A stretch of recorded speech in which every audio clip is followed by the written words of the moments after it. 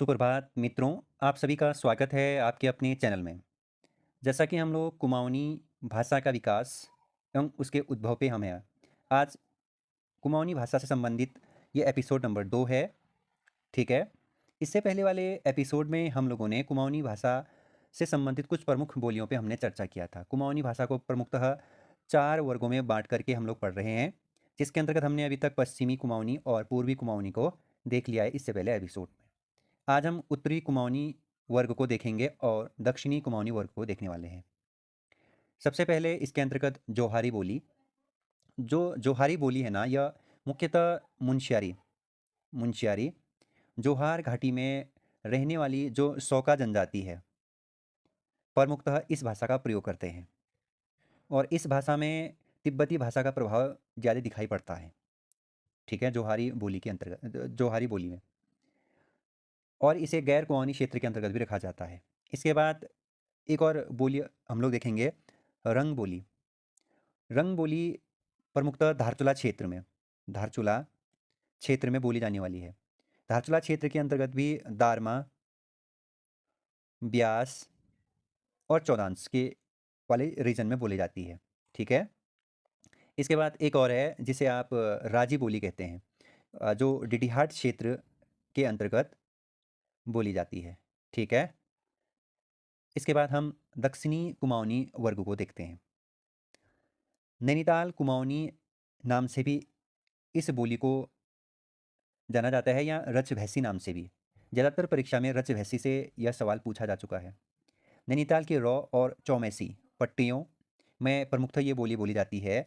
भीमताल, काठगोदाम, हल्द्वानी, ये क्षेत्र नहीं पूछा जाएगा आपको, सीधे रच-भैसी सीधे आपसे मिलान करिए में पूछा जा सकता है नैनीताल। ठीक है। कुछ जगह इसे नैनतिलिया बोली भी कहते हैं। अगर वहीं बात करें राज्य सरकार द्वारा, ये पॉइंट बहुत ज़्यादा इंपॉर्टेंट है। राज्य सरकार द्वारा कुमाऊनी बोली एवं भाषा में उत्कृष्ट साहित्य सृजन हेतु वर्ष 2023 से साहित्य गौरव पुरस्कार योजना के तहत गुमानी पंत पुरस्कार की शुरुआत की गई है। 2023 से साहित्य गौरव पुरस्कार योजना के तहत गुमानी पंत पुरस्कार की शुरुआत की है, जो सर्वप्रथम 2023 में राजेंद्र सिंह बोरा जी को दिया गया। ठीक है, त्रिभुवनगिरी के लिए। तो ये पॉइंट बहुत ज़्यादा इंपॉर्टेंट है, याद रखेंगे। बाद में हम गुमानी पंत के बारे में डिटेल से पढ़ेंगे अभी। नेक्स्ट, कुमाऊं क्षेत्र की अन्य बोलियां, जैसे यहाँ पे एक प्रमुखतः बोली है मचकुमैया। ये परीक्षा में पूछा जा चुका सवाल है। कुमाऊं तथा गढ़वाल के सीमावर्ती क्षेत्रों में बोली जाती है। ओवरऑल इसे आप कुमाऊनी गढ़वाली का मिला जुला रूप कह सकते हैं, और पेपर में यही सवाल पूछा गया था कि कुमाऊनी और गढ़वाली का मिला जुला रूप इनमें से कौन सी बोली को बोला जाता है, तो मचकुमैया। नेक्स्ट है गोरखाली बोली। यह नेपाल से लगे क्षेत्रों, साथ में अल्मोड़ा के कुछ स्थानों में गोरखों द्वारा बोली जाती है। यह नेपाली बोली है प्रमुखतः। ठीक है, जब यहाँ जब गोरखों का राज हुआ करता था तब से ही। भावरी, चंपावत के टनकपुर से उधम सिंह नगर काशीपुर तक यह भावरी बोली बोली जाती है। तो महत्वपूर्ण है, भावरी जो बोली है यह किस रीजन में बोला जाता है, तो याद रखिएगा। सौ का मैंने आप लोगों को बता दिया, पिथौरागढ़ के जो उत्तरी क्षेत्र है, सौ का बहुल क्षेत्र, खास करके मुनस्यारी वाला जो क्षेत्र है। राजी मैंने आप लोगों को बता दिया, अस्कोट, धारचूला, डीडीहाट के आसपास के बनरौत जो जनजाति है, ठीक है, वो बोलते हैं। ठीक। इसके बाद है बोक्साड़ी। कुमाऊं के दक्षिण छोर पर रहने वाले बोक्सा जनजाति के लोग बोक्सारी बोली बोलते हैं। ठीक है, याद रखेंगे। जबकि इसी भाग में थारू लोग अपनी बोली बोलते हैं, जो उधम सिंह नगर, चंपावत, बनबसा वाला रीजन है। ठीक है, तो यहाँ पे बोक्सारी आप याद रखेंगे। इसके बाद पंजाबी, पंजाबी बोली भी हाँ, सुनने को, बोलने को आप लोगों को दैनिक जीवन में दिखता होगा। ठीक है, तो जो मुख्यतः बाजपुर है, जसपुर है, उधम सिंह नगर है, ठीक है, इन रीजनों में आपको पंजाबी बोली बोलते हुए या प्रयोग करते हुए आपने देखा होगा। बांग्ला, कुमाऊं के दक्षिणी भाग में बंगाली लोगों का भी निवास है, खास करके उधम सिंह नगर डिस्ट्रिक्ट में, जो कि बांग्ला भाषा का प्रयोग करते हैं या बांग्ला भाषा बोलते हैं। ठीक है। कुमाऊनी लोक साहित्य। कुमाऊनी लोक साहित्य के दो भाग है, एक लिखित साहित्य और एक है मौखिक साहित्य। मौखिक साहित्य मतलब जो जागर गाथा है, ठीक है, या आपने इनकी कथाएँ सुनी होगी। लिखित साहित्य के अंतर्गत बहुत सारे लेखक हुए हैं, गुमानी पंत जी हुए हैं, कृष्णानंदन पांडे जी हुए हैं, डॉक्टर राम सिंह हुए हैं, ठीक है? हम प्रत्येक व्यक्तिगत वाले चैप्टर में चर्चा करेंगे, लेकिन अभी यहाँ थोड़ा मैं आप लोगों को शॉर्टली चलता हूँ। लिखित साहित्य। कुमाऊनी के विद्वान डॉक्टर योगेश चतुर्वेदी अपनी पत्रिका गुमानी ज्योति में लिखते हैं कि लोहाघाट के एक व्यापारी के पास से चंपावत के चंद राजा थोहर अभय चंद, जिसका टाइम पीरियड 989 ईस्वी का, कुमाऊनी भाषा में लिखित ताम्र पत्र मिला है। जिससे यह स्पष्ट होता है कि जो 10वीं सदी का जो टाइम पीरियड रहा होगा, उसमें कुमाऊनी भाषा के रूप में प्रतिष्ठित थी वह जो ताम्रपत्र मिला, किसका? चंद राजा थोहर अभय चंद का, 989 का। तो कुमाऊनी के विद्वान रहे डॉक्टर योगेश चतुर्वेदी। इसका जिक्र किस में करते हैं? अपनी पत्रिका गुमानी ज्योति में लिखते हैं ये, ठीक है? याद रखेंगे, महत्वपूर्ण पॉइंट है। गुमानी ज्योति पत्रिका इनमें से किस विद्वान का है? तो डॉक्टर योगेश चतुर्वेदी, ठीक है? ये नाम आप याद रखेंगे। वहीं महेश्वर जोशी, इसके बारे में मैंने कल वाले एपिसोड में चर्चा किया था। महेश्वर प्रसाद जोशी कुमाऊनी भाषा का प्रथम तिथि युक्त नमूना 1105 बताते हैं। दिव्यांश अभिलेख जो पिथौरागढ़ को मानते हुए कुमाऊनी को संस्कृत अपभ्रंश परंपरा यानी 10वीं से 11वीं शताब्दी में विकसित हुआ मानते हैं। यानी महेश्वर प्रसाद जोशी जी बताते हैं जी, जो कुमाऊनी भाषा का जो विकास हुआ वो लगभग 11वीं सदी यानी 1105 और 6 के आसपास का बताते हैं। और कत्यूरी शासन काल में कुमाऊनी को राजभाषा के रूप में भी प्रतिस्थापित किया गया था, ये भी आप याद रखेंगे। मूल रूप से कुमाऊनी में रचनाओं का सिलसिला 1800 के बाद शुरू हुआ, ठीक है? जिसमें गुमानी पंत, कृष्ण पांडे, चिंतामणि जोशी, गंगादत्त उप्रेती, शिवदत्त सती, ज्वालादत्त जोशी, लीलाधर जोशी, यह प्रमुख इस काल के प्रमुख साहित्यकार हुए हैं। जब कुमाऊँ का जो कुमाऊनी भाषा का जो विकास है ना, उसके अंतर्गत जो आप लोगों का उत्तर मध्यकाल आप पढ़ते होंगे, उत्तर मध्यकाल, ये उत्तर मध्यकाल का जो टाइम पीरियड था, ये 1700 से 1900 के बीच का टाइम पीरियड था। इस काल में कुमाऊनी में रचनाओं का सिलसिला शुरू हो गया था और कुमाऊनी का विकास तेजी से होने लग गया था, ठीक है? तो इनके बारे में ना हम डिटेल से आगे पढ़ेंगे, ठीक है? कुमाऊनी साहित्य जो लेखक हुए हैं, साहित्यिक जो लेखक हुए हैं, उनके बारे में हमारा एक अलग से वीडियो बनेगा, ठीक है? वो अलग से एक सीरीज हम निकालेंगे, कुमाऊनी और गढ़वाली के महत्वपूर्ण लेखक, ठीक है? तो अभी हम सिर्फ बोली और भाषा पे ही हम अभी चर्चा कर रहे हैं, ठीक है? तो अब गढ़वाली बोली भाषा।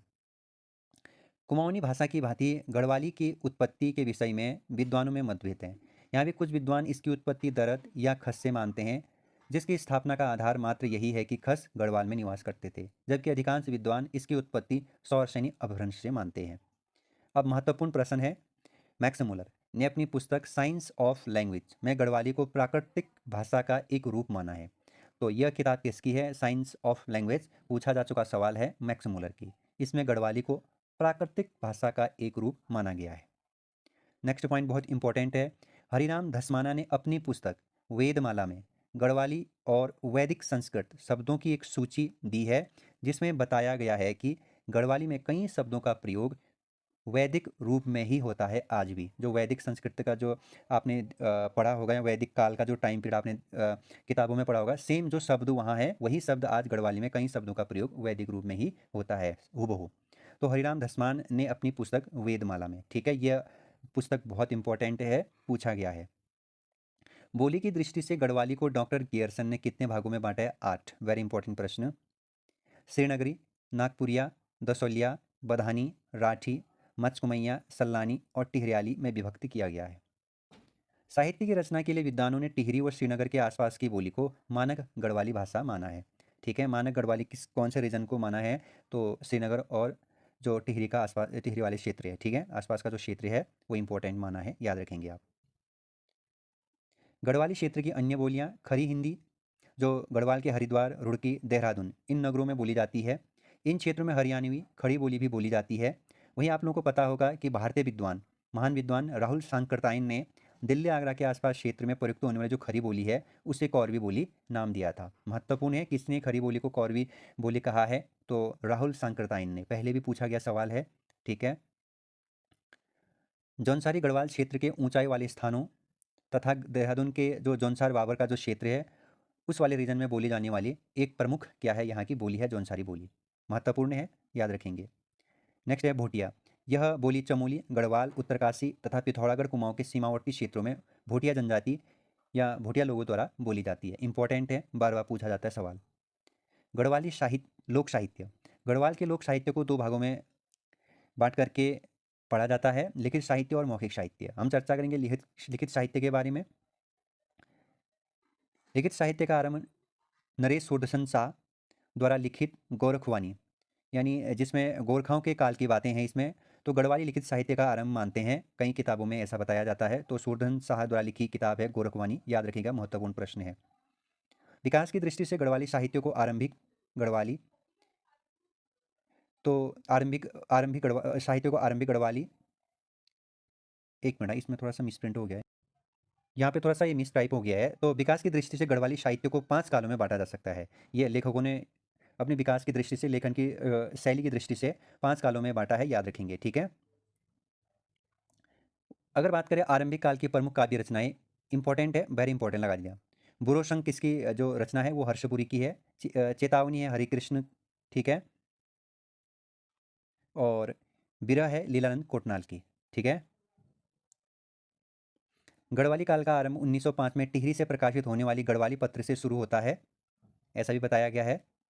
इस पत्र में सत्यनारायण रतूड़ी, सत्यशरण, चंद्रमोहन रतूड़ी एवं आत्माराम गैरोला, इन्होंने अपनी अनेक रचनाएं इसमें छापी है। इस पत्र के प्रथम अंक में सत्यनारायण रतूड़ी की कविता उठो गढ़वालियों को काफ़ी प्रसिद्ध मिली। महत्वपूर्ण प्रश्न है, उठो गढ़वालियाँ, उठो गढ़वालियों किसकी प्रसिद्ध कविता है, तो सत्यनारायण रतूड़ी की है, ठीक है। इसके बाद है सिंह काल की प्रमुख कवि भजन सिंह है। इन्होंने सामाजिक बुराइयों पर कई कविताएं लिखी। इनकी जो कविता है वह सिंहनाद है, ठीक है। और गढ़वाली साहित्य का अनमोल हीरा बताया गया है, याद रखेंगे। जो इनकी कविता है सिंहनाद, गढ़वाली साहित्य का अनमोल हीरा बताया गया है सिंहनाद को। किसकी है, भजन सिंह की। और किस काल के हैं, सिंह काल के, क्योंकि 5 कालों में विभक्त किया गया है ना, आरंभिक काल, सिंह काल, और उसके बाद कौन सा काल है, गढ़वाली और पांथरी, उसके बाद आधुनिक काल। गढ़वाली बोली एवं भाषा में उत्कृष्ट साहित्य सृजन के लिए राज्य सरकार द्वारा भजन सिंह पुरस्कार की शुरुआत वर्ष 2023 से की गई है, जिसमें सर्वप्रथम नरेंद्र कटैत को प्रदान किया गया था यह पुरस्कार। इंपॉर्टेंट है, वेरी इंपॉर्टेंट, याद रखिएगा, ठीक है। भगवती प्रसाद पांथरी पांथरी काल के प्रतिनिधि कवि है। इनकी हिलांश नामक रचना इस काल की प्रमुख रचना है। वेरी इंपॉर्टेंट है दोस्तों, पूछा गया हिलांश नामक रचना किसकी है, तो भगवती प्रसाद पांथरी, क्योंकि पांथरी काल के प्रतिनिधि कवि रहे हैं। इसके बाद दामोदर प्रसाद थपलियाल, गोपेश्वर कोटियाले, घनश्याम रतोड़ी आधुनिक काल के प्रमुख रचनाकार है गढ़वाली में, जिनके प्रयासों से गढ़वाल जन साहित्य परिषद की स्थापना हुई। मोस्ट इंपॉर्टेंट, गढ़वाल जन साहित्य परिषद की स्थापना किनके प्रयासों से हुई, दामोदर प्रसाद थपलियाल, गोपेश्वर, घनश्याम जी, इनके प्रयासों से, ठीक है, गढ़वाल जन साहित्य परिषद की स्थापना हुई। तो देखिए दोस्तों, ये हमने एक गढ़वाली और कुमाऊनी भाषा से संबंधित महत्वपूर्ण फैक्टों को इन 2 क्लासों में देखा। अब हम आगे कंटिन्यू कुमाऊनी गढ़वाली शब्दावली को देखेंगे, ठीक है, कहावतें देखेंगे, कुछ महत्वपूर्ण रचनाएं और लेखकों के बारे में चर्चा करेंगे, ठीक है। तो इसका नोट्स आप लोगों को एक साथ मिलेगा टेलीग्राम में। अपना ख्याल रखिएगा, महत्वपूर्ण जो जो इसमें रचनाएं उसे नोट डाउन जरूर करिएगा। बाय बाय दोस्तों, अपना ख्याल रखिएगा।